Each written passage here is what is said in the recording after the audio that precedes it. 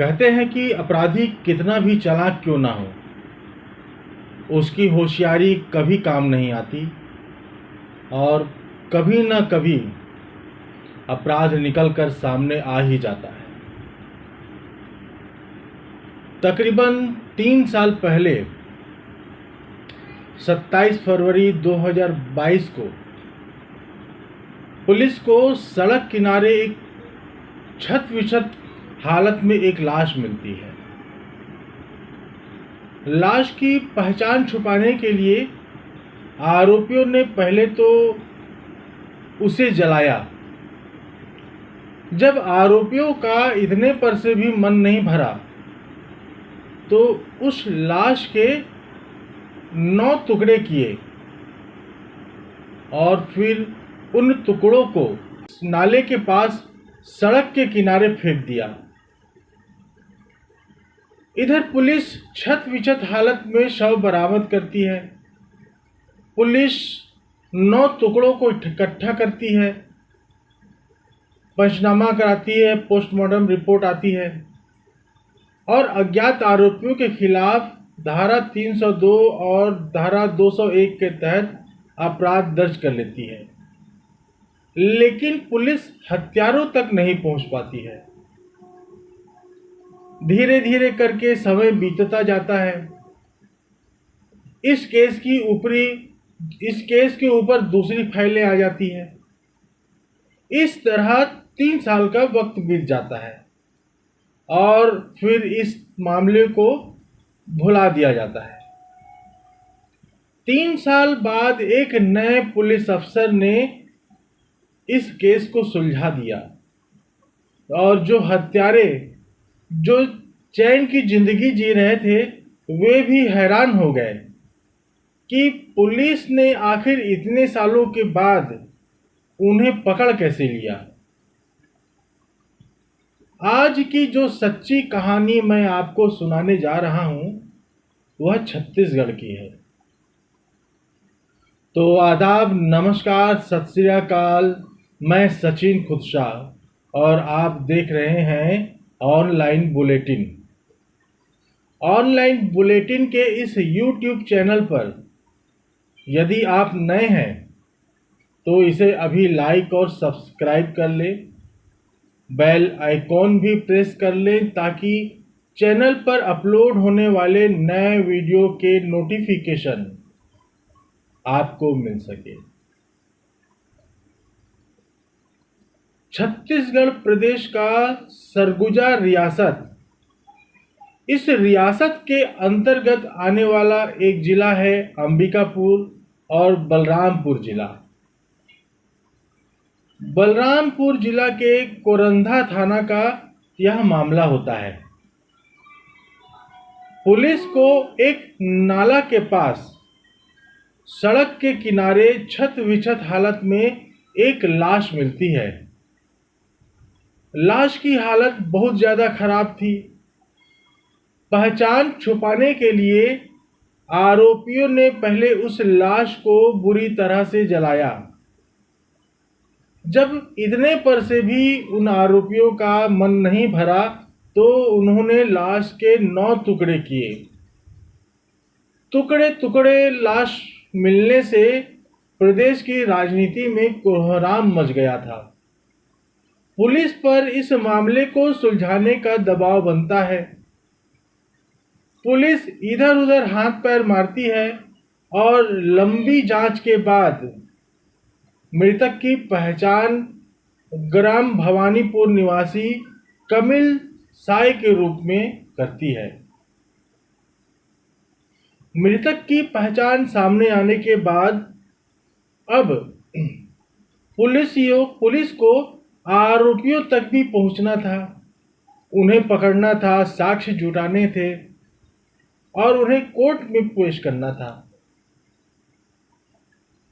परिजन से पूछताछ करने पर कमिल साय की कहीं कोई दुश्मनी वगैरह की कोई ऐसी बात नहीं पता चली थी जिससे कि हत्या का शक किसी पर जाए।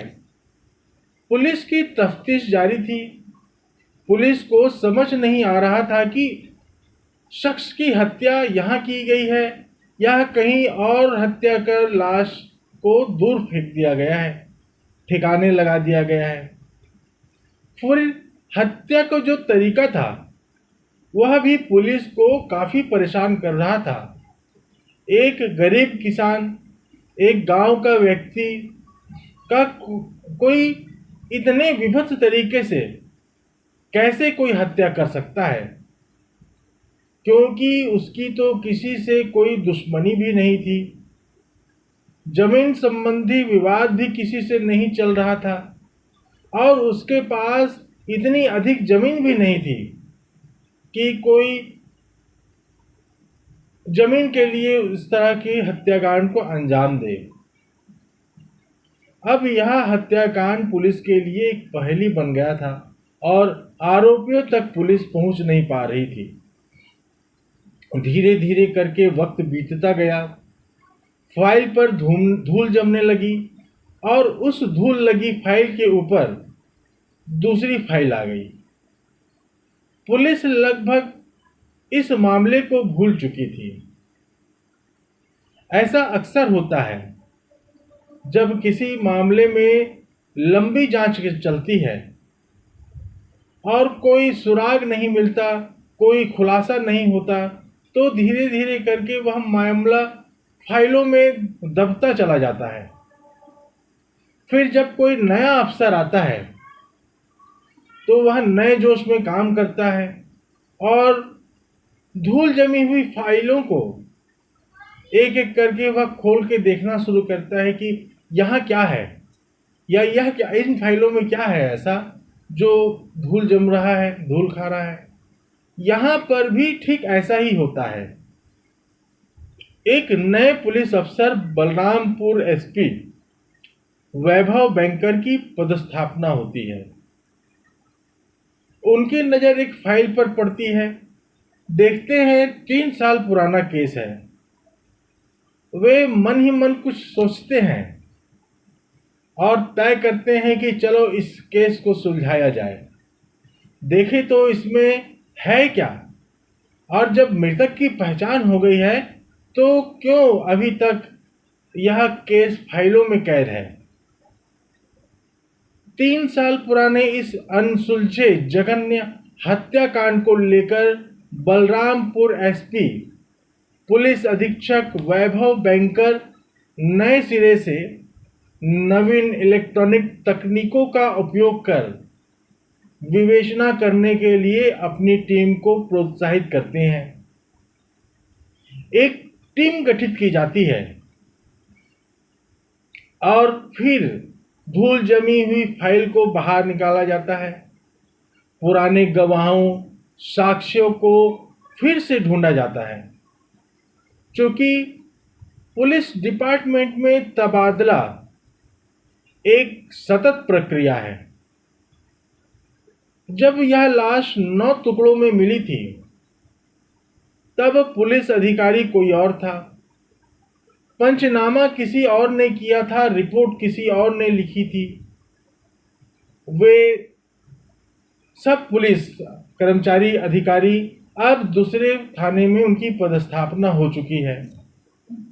किसी का प्रमोशन हो गया है तो किसी का कुछ और। अब नए एसपी के आने के बाद जो पुरानी फाइल फिर से खोली जाती है तो उसमें नए सिरे से फिर से काम किया जाता है। बहुत कुछ बदल चुका होता है, लेकिन फिर भी पुलिस इस पर कोशिश करती है। एसपी वैभव बैंकर के निर्देश के बाद पुलिस टीम इलेक्ट्रॉनिक रिकॉर्ड वह गवाहों के आधार पर इस मामले की फिर से पड़ताल शुरू करती है। पुलिस क्षेत्र में मुखबिरों का एक बड़ा जाल बिछाती है।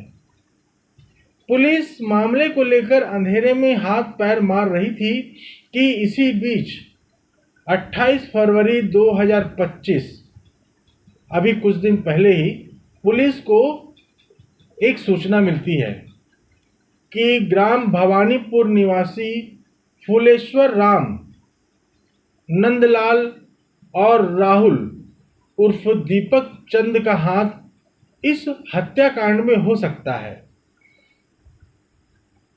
पुलिस को अंधेरे में रोशनी की एक नई किरण दिखाई देती है।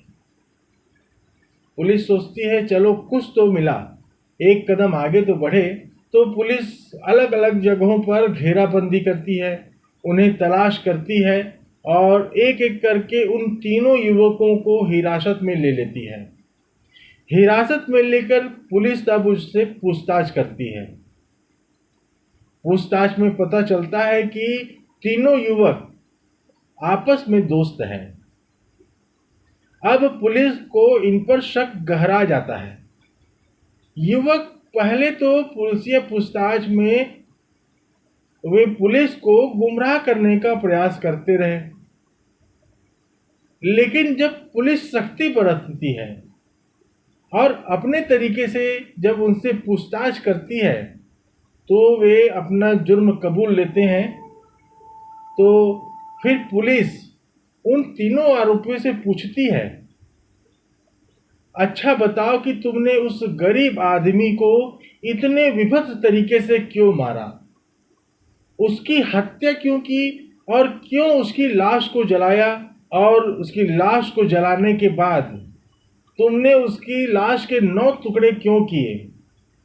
इस हत्याकांड के पीछे की कहानी क्या है। तो वे तीनों आरोपी जो हैं वो बताते हैं कि साल 2022 में जनवरी फरवरी के महीने के आसपास आरोपी फुलेश्वर राम ने शाम आवनीपुर और लरिमा के बीच खेत में मटर का फसल लगाया था। मटर के फसल में जंगली सुअर आ रहे थे।